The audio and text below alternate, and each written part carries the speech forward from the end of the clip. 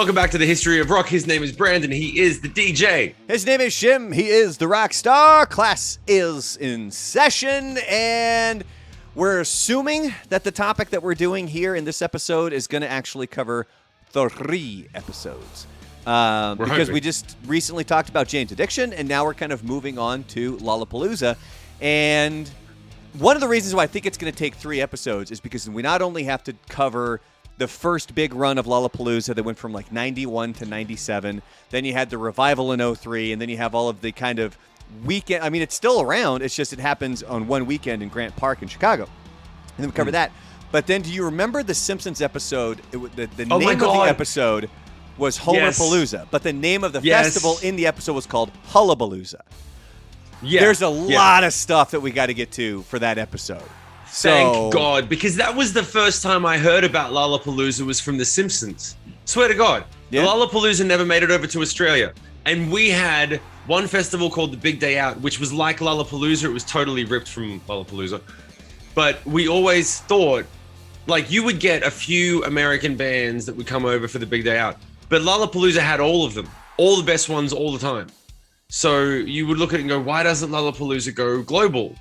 And we had no idea what the infrastructure required would be. But well, the interesting thing is now it kind of has gone global, because rather than touring, North America between the United States and Canada during the summer, there's one weekend in Grant Park, and then I believe there's one in Brazil now, and they have some that's over in Europe, and so they kind of it does technically go global. But before we do a deep dive here into Lollapalooza, we got a few things that we want to cover. One of the first ones is I've been looking at our numbers on Anchor, which is the website that I use to upload the podcast. So that's where it goes for Spotify, Apple, Google. We've been trying to push people to Spotify because we do have the ability to upload video. So you can actually see the whole fancy setup we have here. This goddamn setup behind me it's been like 2 years in the works, trying to get this thing the way that I want it. You got the nice overlay here from the man himself, Charlie from Viva La Mocha. So I've noticed that the numbers were going down on the podcast. I was like, well, this is really weird. Why would, are we that bad? Like, I thought the first episode was bad, and then we got better. Is it the reverse? Right. Well, okay, the first episode wasn't bad. It just wasn't quite what I was looking for. Anyway. Let's get to the point. So the point is I've noticed that at least on my YouTube channel, and I think I'm noticing on your YouTube channel, the views are going up. So the majority of people that were tuning into the podcast early on were tuning in through Apple, where there was no video capabilities. Once we had video capabilities and we started promoting it, I think most people were ditching that, and they're now coming over to YouTube. So if you're here on YouTube, I have a specific request, whether you're on Shim's channel or my channel. You can find Shim at Shim Moore. My channel is at The Real Brandalorian. Click like down below, please, please, please, please, please, please. If you guys are here checking out the episode, click like, make sure you guys are subscribed to our channels, and then also click the bell for the notifications. The biggest thing, click like, make a comment too. Like if we bring something up or you have a comment, that helps us out a ton because it helps with that YouTube algorithm. The more interactions you get with your videos, the more it pushes it out to other people. So please do that if you would be so kind. Also, another thing that we've been toying with is that the idea that I started with when it came to this podcast was Shim would pop on a song, 2 times an episode in regards to something that we were talking about. And I haven't been able to get him the show sheets in time, so he hasn't been able to prep the songs in time. So Shim and I had an idea. But this is something that's going to take place here. Actually, when this episode drops, I'll be back from vacation, I think. It's a future plan, It's a future plan. We're going to do special editions. There's now going to be 2 episodes. Speaking of which, I'm going to get the guitar right now. I forgot to plug it in. 2 episodes of the History of Rock. Are you in your pajamas? Because that's 100%. Hilarious. Yeah, 100%. Oh, you can't. And they're Simpsons PJs. Oh. They're Simpsons pajamas. But see, here's the thing. I could see that. Because of the episode. I could see that. Oh, there you go. Okay, now you can see it. Okay. Yeah. Because I saw it on my Zoom, but it the way that it's framed in here on the History of Rock, you were out of frame. But anyway, so there's now going to be 2 episodes of the History of Rock dropping every single week. There's these episodes that we're doing that are going to run about 35, 40 minutes or so. Some have even gone a little bit longer than that. But then we're going to take some of the ideas for the songs that we have. Shim and I are going to do a 20-minute episode where we've picked kind of the song that we're going to parody, the topic that we're going to use to parody it, and then we're going to spend 20 minutes writing it, and at the end of that episode, Shim is going to play it acoustically. Some of the stuff that we had thought about was, I thought a shave and a haircut to Pearl Jam's Jeremy would be hilarious. because rather than Jeremy Spoken, it's a shave and a haircut. Two beers. So something like that. So that's something for you guys to look forward to. One more item before, I know I'm taking for fucking ever to get into this thing. One more item to remind you guys of before we get into Lollapalooza. Merchandise is available. You guys can go to vivalamocha.com. We have the Brandalorian stickers that are available for you. We have the History of Rock stickers available for you. And then, of course, we also have the Piece de Resistance, the cross-eyed bear stickers. And there's T-shirts of all of these, too. So the issue is I ordered what I thought is kind of the broadest spectrum for people's sizes. If you go to order something and it's already sold out, there should be a way on the website. If there's not, we got to figure it out so that if people want to buy this stuff and we don't have any more of it, we can order more. That's essentially all Shim and I are doing, is we're taking the money that we used for the T-shirts and we're just going to use it to buy more merchandise so that you guys can buy more merchandise, which then we will use to buy more merchandise ourselves. So anyway, so check it out, vivalamocha.com. What? Is that like a pyramid scheme? That sounded like a pyramid scheme. No, it's a circle. Just it's a circle jerk. Circle. Sorry. Yeah. Because it's essentially, it's like I took my money to buy the original merchandise, so then we sell it to everybody, and then we take that money that they used to buy it to buy more merchandise, and it just kind of goes right. And then eventually we buy advertising for the podcast, which is going to be awesome. Yes, that would be the hope and goal. So anyway, so there we go. So we're going to dive right into Lollapalooza. Right here. So like I mentioned before, we weren't sure how many episodes this was going to gobble up. I'm assuming it's going to be 3. So let's just dive right in, Shim, here. What's the first thing that we have on Lollapalooza? We aren't sure how many. No, that's the wrong thing. The name Lollapalooza. All right, here we go. We're going all the way back. So when Brandon said it's a deep dive, he was 100% right. The name Lollapalooza dates back to the late 19th, early 20th century American idiomatic phrase meaning an extraordinary or unusual thing, person, or event, an exceptional example of instance. Its earliest known use was in 1896. Where do you find this shit? Over time, it's also come to refer to a large lollipop. My question was going to be, has it been used to refer to a large lollipop because of Lollapalooza, or was that before the festival? I think it was before the festival, because that will actually come up here in this next one that I have. And for the most part, when I do the research for this stuff, Wikipedia, fantastic, but I try to double up the research to make sure that the things that I'm getting from Wikipedia are factual. And I got to tell you, I spent a lot of this past weekend just doing a full marathon session of old Headbangers Ball episodes that came from Lollapalooza, or just old MTV, because there was a great MTV special, and we'll get into this here in a little bit, that was all about, it was called Past Present Palooza or something like that, and it was looking from 1991 to 1996, all the years of Lollapalooza, and how quickly it's already changed. Like one of the things that we'll get to here is that we'll make note, by year 2, there's already people complaining like, this isn't what it started out to be, man. This isn't what we came for. Like, this is totally different. This is all commercial. And it's like it's crazy. But getting back to the notes here. So Perry Farrell, the guy that was kind of behind it, it was him with the idea of a few other guys. So he had heard the term Lollapalooza in a Three Stooges film. So this begs the question. Three Stooges, yay or nay? Now, I mentioned earlier, huh? What was it? Nay, Wilbur. I'm right there with you. Like, I've never quite understood it. We'll get to that in a minute. But again, we'll make a comment below. If you guys are here on the YouTube channel, let us know. Three Stooges, yeah or nay. I was more of a Marx Brothers guy. Dude, thank you. I was about to say it's the same. Is this the Beatles Stones? It's the Beatles Stones or Beatles Elvis argument, right? Okay. The Beatles versus the Stones is the age-old question when it comes to music, and when it comes to classic comedy, it is, well, are you a Marx Brothers fan or are you a Three Stooges fan? Because God forbid, you can't be both. However, if you're a fan of the Rolling Stones, it makes sense you can be a fan of the Beatles because they're both rock and roll music. Even though, oh no, man, the Stones is blues. Fuck off, okay? The point is, but when it comes to the Stooges and the Marx Brothers, it's a massive difference because the Stooges was specifically non-intellectual comedy. It was slapstick. It was physical humor. That's what it was. It's physical humor. And the Marx Brothers was more intellectual humor at times. It really did have... The fact is, one of the most wise quotes to ever come in human existence when it comes to the mindset of how you should live your fucking life came from Groucho Marx. Is it the I shot an elephant in my pajamas? What it was doing in there? I don't know. No, that's not. That's a joke. The thing that I found funny, I learned this before I was 10 years old because my parents were like, you got to watch a couple of Marx Brothers films. And Groucho Marx's joke was, I would never be a member of a club that would have me as a member. Yeah. And it's ironic because it's funny in its own little highbrow, but it's basically a way of saying, like, you land where you belong.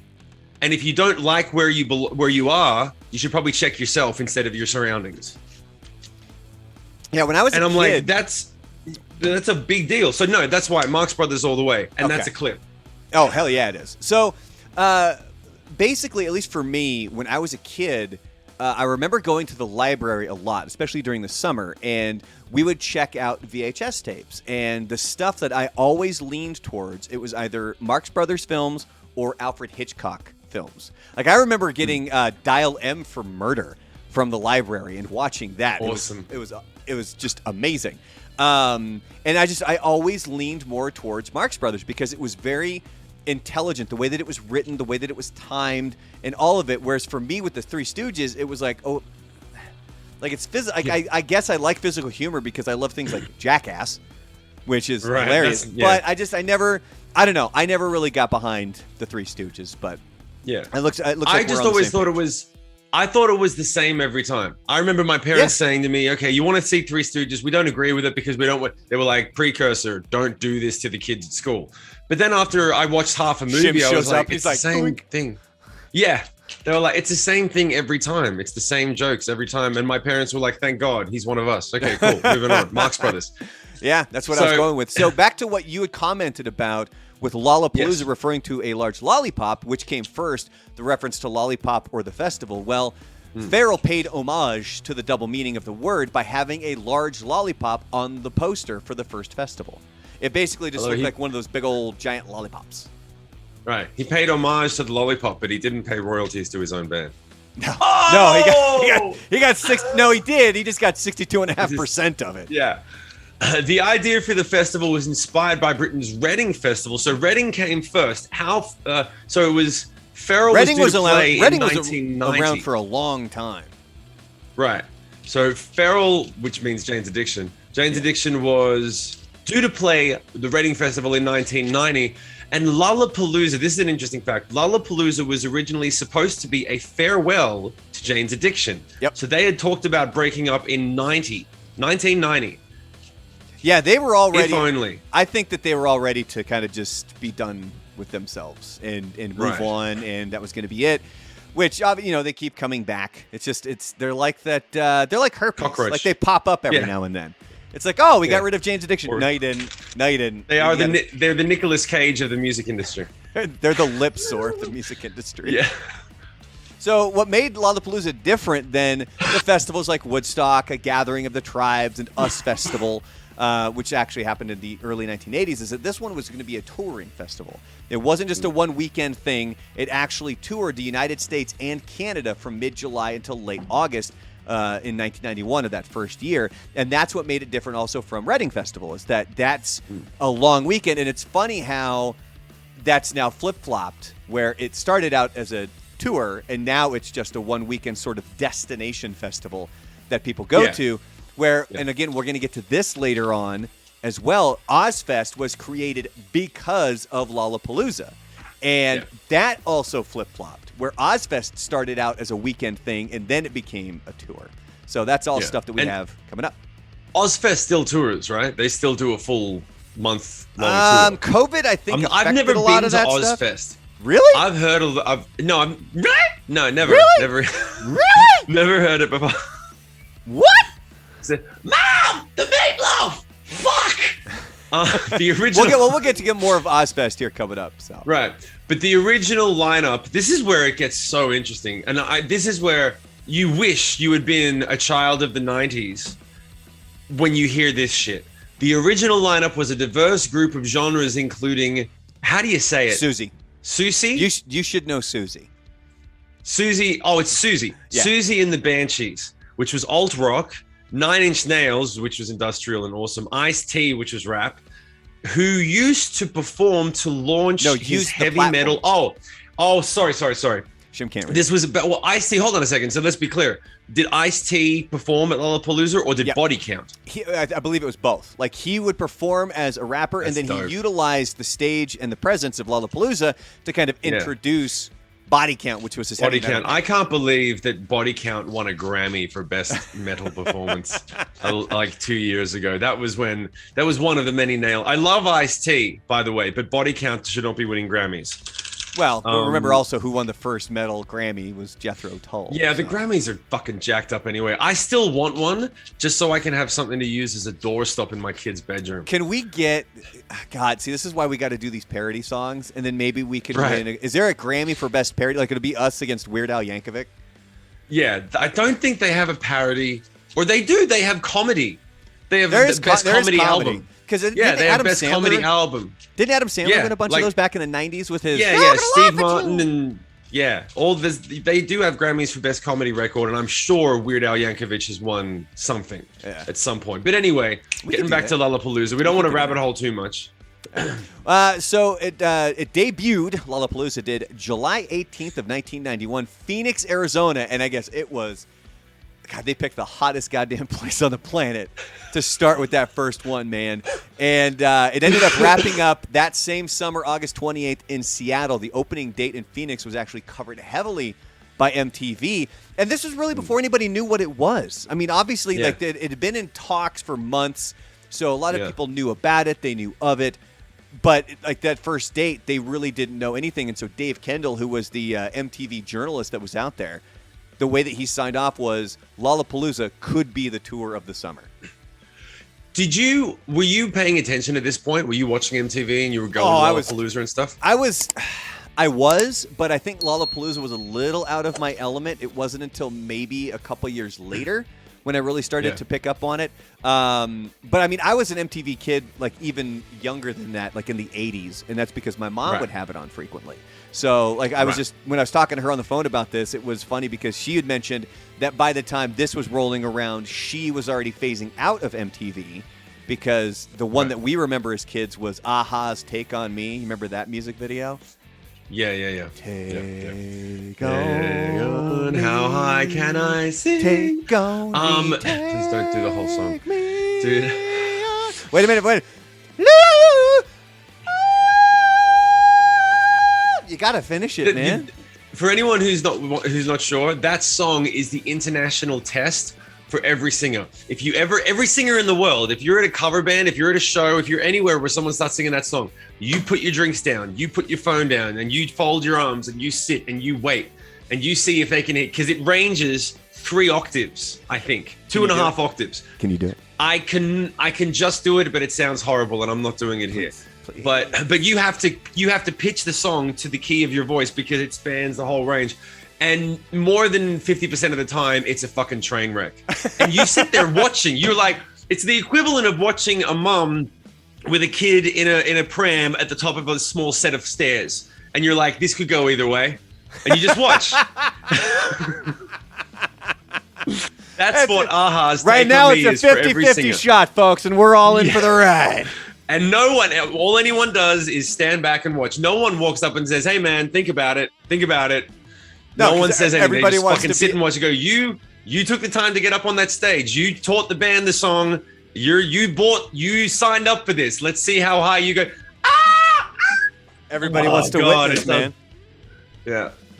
But I just remember thinking, if I was a kid in front of MTV at that time, and a Lollapalooza gets announced, and you're like, it's this massive tour with all these great bands, and it's not just happening once. If you'd like to, you can get in a car and you can drive around with us and come to multiple shows, which I'm sure thousands of people did.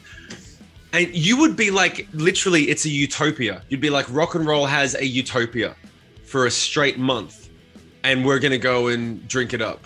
Yeah. Like, that's what it sounds like it would be. Because there was never anything like it before. It's definitely how it started. And like, I remember, again, the human mind is interesting. Like, I might be misremembering this stuff because I just watched all of these MTV clips on YouTube. But obviously, Jane's Addiction, I mentioned this when we were talking about them, that the Been Caught Stealing video was huge for me back then. That was one of the videos I loved watching. And I remember the progression of Lollapalooza because the other thing that popped up kind of here in the, which again, we'll get to later on, in the meat and potatoes of it, like in the middle of that run of Lollapalooza, remember Woodstock 94 hit. Oh. And that's one that I like. And that's something obviously we'll have to cover in a future episode. Is like that really sticks out to me as something that it was like that was a full weekend where I think I was glued to MTV, just watching that one, and then of course Woodstock '99 when Limp Bizkit almost burned down all of New York State. Woodstock '94 went on without incident, right? Pretty much. Nothing burned down. I think it was. I think the only thing was the Mud People. Was that? Yeah, that was Green Day. That was 94. I remember the first time, dude. I remember watching that video where Green Day were playing "When I Come Around" and it turned into a mud pit, and they started throwing mud on the stage, and Green Day was all about it. Yeah, and that was the first time I saw. That was the first time I saw an international band playing live. The video of Woodstock '94 actually being piped to Australia, mate. Yeah, exactly. Well, it wasn't. It was a tape. Someone had taped it off a tape. It was all scratchy and fucked up. It was a tape to Australia, mate. But this is the funny thing. On the next section that we're about to talk about, in another key element to the entire tour of Lollapalooza we're going back to was that they were branching out to other forms of entertainment, non-musical features such as the Jim Rose Circus Sideshow, which was an alternative freak show, basically. And the Shaolin monks pushed the boundaries for the audience. Now, in Australia, we had the Big Day Out, which was the biggest festival it was our Lollapalooza. And it was pretty competitive. Like bands would come, like people would come from other countries to go to the Big Day Out. It was a really good festival. And they had elements of this. They didn't have as many as Lollapalooza would have had, but they had tents that were more alternative scene things. As a result, if you went to a music festival, this is the Australian thing, right? This is Australianisms coming up. The tall poppy, you'd go to some other festival that was organized by like the city instead of the entire country. Mm-hmm. And they wouldn't have circus acts or freaks or someone doing meditation. And you'd walk in and you go, this is shit. This is shit. Where's all the freaky shit? Where's all the other stuff? Where's all the freaky shit? Where's all the fucking weird? This is shit. That's all we'd say. Where's the freaky shit? You'd go to other festivals and there'd be these great bands. But we were, because I think Big Day Out basically ripped Lollapalooza, they were like, yeah, we're going to just, I mean, do you know what year Big Day They started in the 90s. They weren't around before Lollapalooza. 1992. Sure. Yeah. At least according to they would have done it. I got fast typing fingers. Fast tapping fingers. So the Big Day Out set the precedent, but Aussies were so lame that I remember going to other festivals with the band and with friends, and you'd go and just be like, oh, not as good as the Big Day Out. I'm like, yeah, it's also not as expensive as the Big Day Out, but we would shit on everything. We would shit on as if it wasn't. So as soon as I read that, I was like, that's funny that Lollapalooza basically spawned tours like this in every country in the world. Probably had their own ripoff of Lollapalooza within a year, because it was such a significant shift in the culture. It was like, well, bands do shows and we've had Woodstock, but it's never been a real thing. And then Lollapalooza just within the space of 1 year was like, here's the new model. Here's what we're doing now. Well, and think about the term Lollapalooza and how many things after this utilize the palooza aspect. Palooza. When it came to some event, it was like, you know what? We're going to call this History of Rockapalooza. Yeah. And like, you know, and that would be like a major event that we did. Like we have this running joke here in the city of El Paso because the company that I used to work for, it threw a lot of events. Like when I started, it was like an event every single month. And the running joke between everybody behind the scenes, at least not to the higher ups, was, oh, just call it Fest and we'll call it good. Like seriously, it was really? There was Street Fest, there was Ice Cream Fest, there was Balloon Fest. It was all of these different fests, and we would like whenever somebody would bring something up, we would jokingly in the meeting where they would be like, "Oh, we're thinking about doing something with 4th of July and ice cream," and then somebody would just like jokingly would be like, "Oh, we're gonna call it Ice Cream Fest." Sure as shit, it's called Ice Cream Fest. Like it was this running joke that I guess like, I mean. It did well for him for at least a time, but it was like, God damn. For Lollapalooza? Dude, I remember when I was touring, it was either Fest or Thon. Yep. Yep. Yeah, that's exactly what it is. It was the KLA Q-a-thon. Yep. Or which sounds it's ironic now because it's QAnon. But anyway, but yeah, it would either we would go and 50 no shit at probably more than 50% of the festivals that we would do during the summer circuit run would be something fest or something a-thon. Like every one of them. Like ice cream-a-thon. Like we're gonna have more ice cream than every other regular day, so it's a thon. Yeah, not a marathon. It's a marathon. An ice cream-a-thon. It's an ice cream marathon. Yeah, I do remember. It's just one of the first ones that I was involved with in radio that was actually cool sounding was Christmas Chaos, and it was this major cool. Kind of festival that we did. The first headliner was Korn, which was fucking awesome, and it was those ones that always stuck out. And then I moved to El Paso, and it was like, it's a fest. Everything is a fest. So we're going to do something with cars, right? It's going to be Car Fest. Car Fest. I remember when I heard about the chili cook-off. There's one that's a big festival somewhere. I forget the name of the city. If anyone can remember, it's something's chili cook-off. And it's some, Midwest town, Midwest city. Great. Is it Cincinnati? But I remember... Cincinnati's known for chili. Huh? Is it Cincinnati? One of them. I forget. The people in that town are going to kill me if they hear this. But basically, I just remember that it would set itself apart because I was like, it's chili. So we're going to play some sort of cooking festival. No, they just called it that because chili was a big part of the culture. But it was the same as it could have been Chili Fest.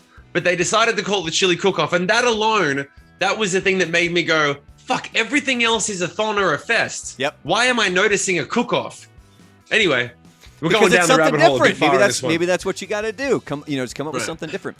Anyway, so there were displays. There's display tents for art pieces, virtual reality games. Yes, even back in the '90s. Remember Lawnmower Man, and information tables for political and environmental nonprofit groups promoting counterculture and political awareness. Now, the way that Perry Farrell summed it up is he said, "Quote: Basically, I'm bored. I just want to see things that are unexpected and slightly bizarre. The way Barnum and Bailey perceived putting on a show, they had a different angle," unquote. Yeah, which I think is great.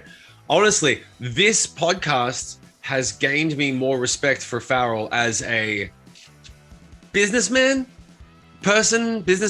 Yeah. Because the truth is that this did shape the musical landscape of the 90s. And you might be able to say, if he hadn't done, someone else would have done it. But at the same time, we'll never know. So tip of the hat to him straight up for doing this. Again, Lollapalooza mirrors what is happening in the 90s almost to a T during that thing's entire run. Like you could look at Lollapalooza's lineup and see kind of culturally and politically, that's exactly what's going on in the United States right now. Right, which is a big deal. So this is the interesting thing. The political booths of the early Lollapaloozas featured varying ideas, with Ice-T saying for every booth, they got an opposite booth for it. So it's not one side being presented. You can't really say that as much these days, can you? I'm a little curious on how much that there's truth behind that statement. Because I know for a fact there's no way that you could get away with that now. There's no way that you would be able to have like gun control in the United States. There's no way you're going to have booths of each one. Or even if it's just a liberal idea or a conservative idea, no way you're going to have both booths there without something happening. And we'll get to something here later on that makes me kind of question that.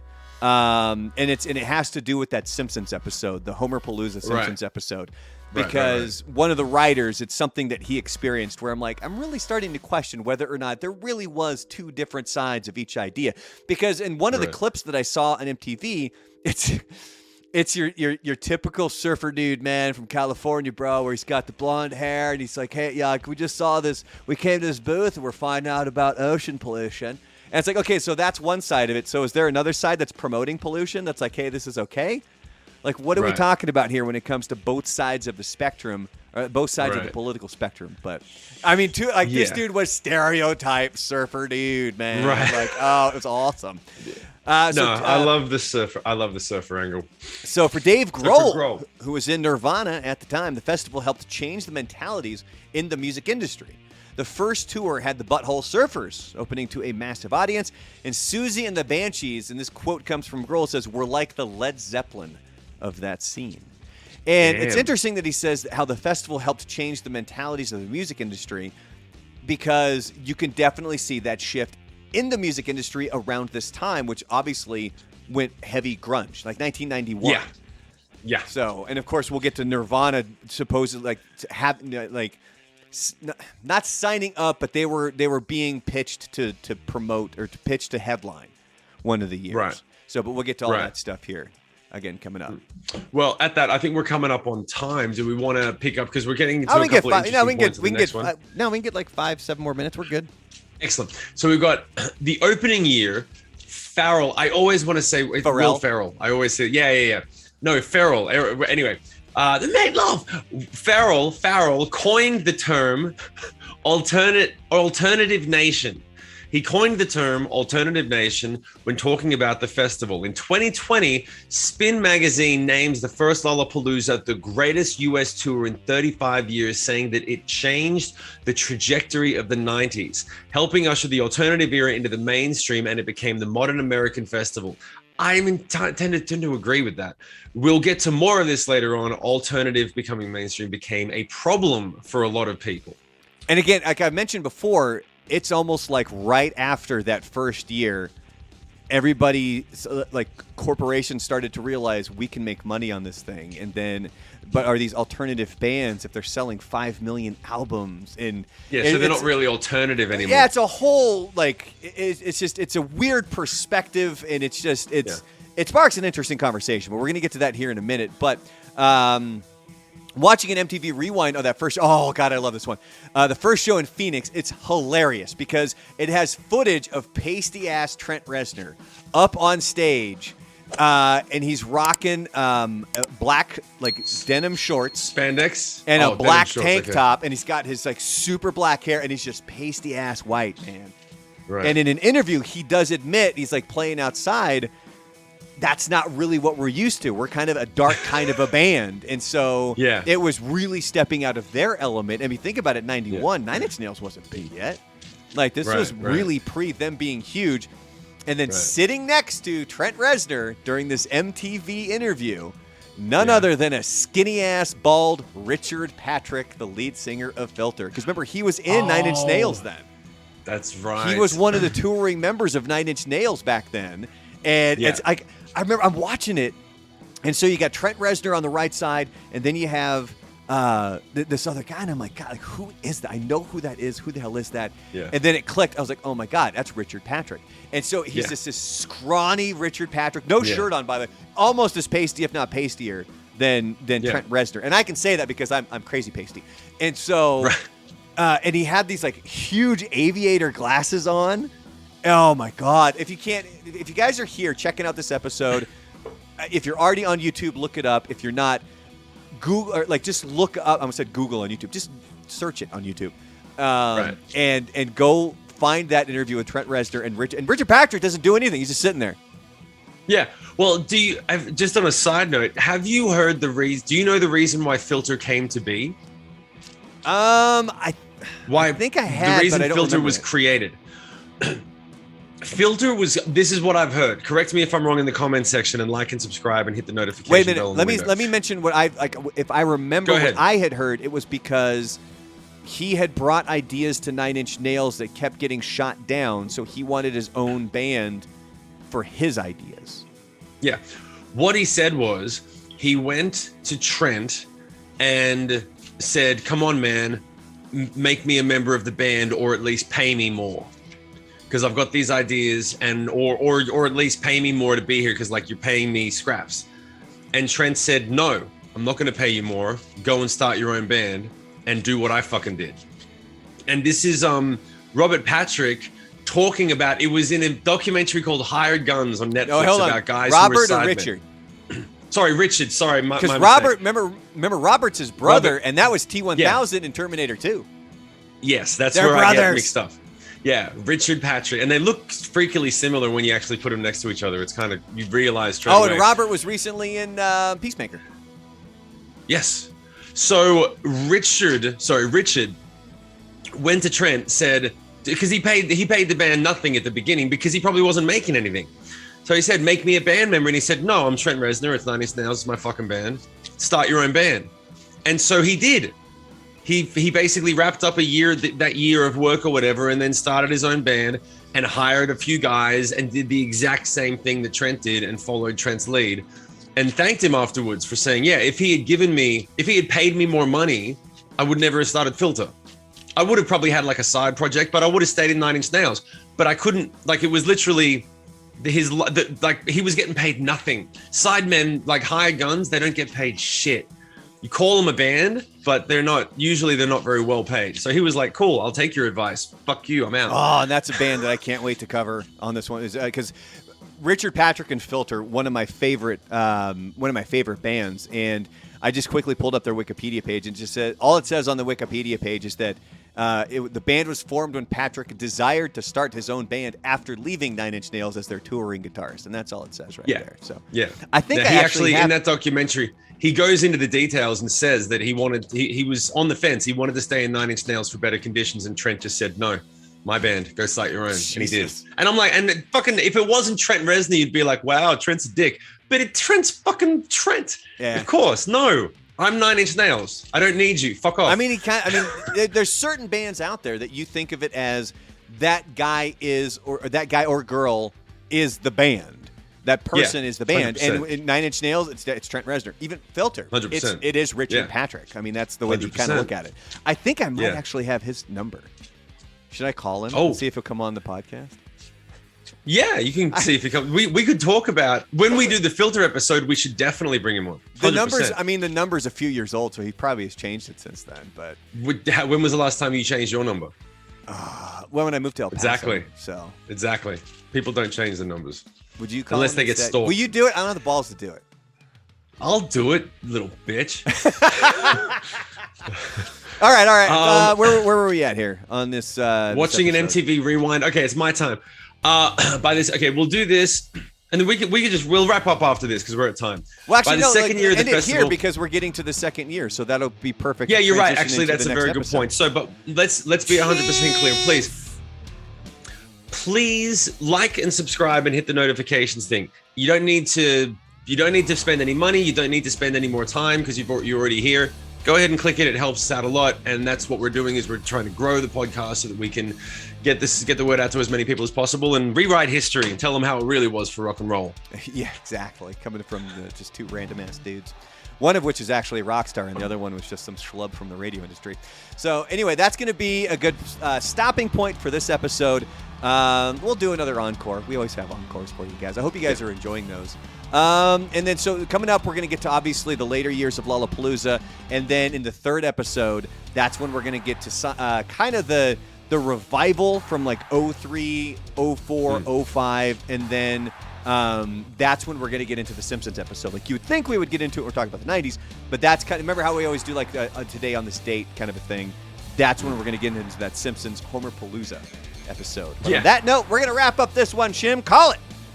His name is Brandon. He is the DJ. His name is Shim, but he is the rock star. Class dismissed.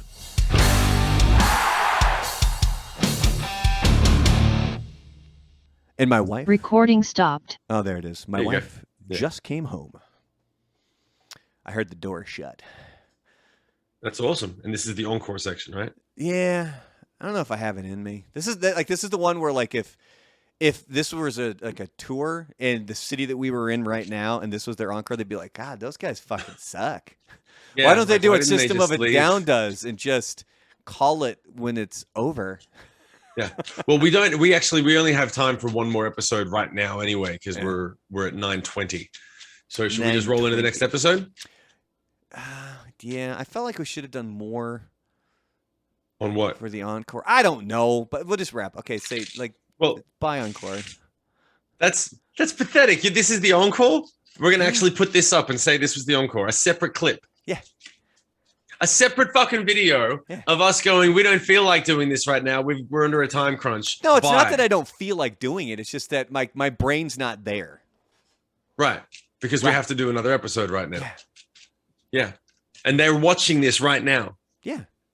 They're sitting through this. No, I think right now. There's someone right there sitting through this. All right, how about listening to us? If you're still here watching this encore, comments down below. Like, let us know. Like, I tuned into that shit. You guys suck. Yeah, and also let us know on a scale of 1 to 10 how much this sucks, considering we spent the whole encore talking about how we're not going to do an encore. Yeah. Worst encore in history. Yeah. Is there any way we could make it worse, Brandon? I could take my shirt off. That would make it worse. Go ahead. Don't do it. I'm not taking my shirt off. No. All right, that's it. Encore over. Great. All right, you ready for the next one? Do you just record the whole thing and then edit it? Yeah, I would normally stop it, but we can just go ahead and we can just keep rolling here. Okay. So. On a real note, for a sec, we're going to roll in 1 second. Those things that you can download, a thing that pops up, subscribe, click, and like. You know those things. If you're editing it in Premiere Pro and bouncing it out anyway, we need to get a couple of those to just throw up, like put them on a timer every 5 minutes and they just pop up. Oh, I don't do Premiere Pro. I'm using DaVinci. Well, either one, like whatever you use, it's the same thing. Like we just. You're talking about putting something up on the screen? That just I'm says talking like about getting a PNG JPEG or something that plays. That's actually a video file. It would be a video. Like if you can get me a video, if somebody can do that for us, I can put it in. No, you can download it off YouTube. Okay. All right. Yeah, I'll check that out for this one. I mean, I can pull it right afterwards if you want. I'll find it and send it to you just to save you some time. Sure. But yeah, we'll get that, and then you literally just right before you bounce the video, you just drag and drop it and go 5 minutes, boom, 10 minutes, boom, 20 minutes, whatever. And no, because I do the same thing. I do it on the shorts for OGL, where I actually I have it like and subscribe flash on the bottom. Yeah. All right. Let me get a water, and we'll start the next one, and we'll crush it. Here we go. I didn't end the encore. It's still going. What'd you say? What? Fuck you. Yeah, I didn't end it. Again, it's not that I don't want to do it. My brain's not quite there because I've got a vacation coming up and I spent a lot of time on Lollapalooza this past weekend, which was awesome, by the way. I had a total blast doing it. But normally, like, there's at least something that we were kind of discussing, and it kind of rolls into an encore, and I completely spaced because the stuff that we would be talking about would be in regards to the next episode, and I don't want to ruin it. Why do you keep talking when I'm not here? Because it was the encore still going. I wasn't going to end it yet. Are you still recording? Yeah. The encore finally got good. Why did you? What's going on there? No, just you. That's what you sound like. No, I said yeah. You got to go higher. Yeah.